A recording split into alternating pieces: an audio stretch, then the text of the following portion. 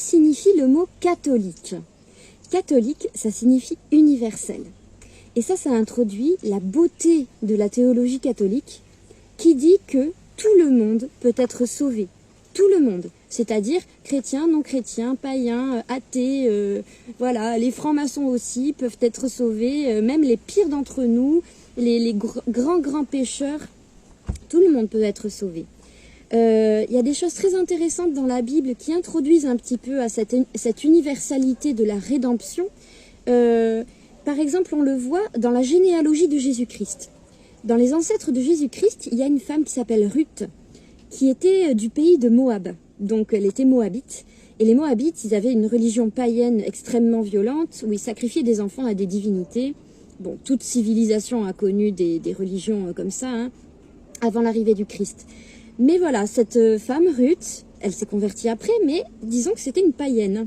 Voilà, donc, et elle est une ancêtre de Jésus-Christ. Donc c'est déjà un petit indice qui montre que voilà, le Christ ne fait pas la différence qu'on ait telle ou telle religion, il nous aime tous comme on est.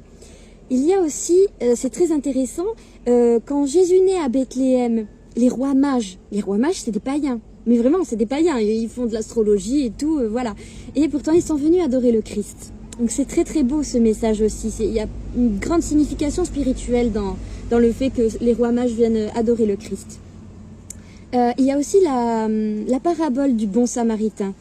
Jésus raconte à ses disciples qu'en fait, bon voilà, il y a un type au bord de la route qui s'est fait voler par des voleurs, tabasser, etc. Il est à moitié en train de mourir sur le trajet.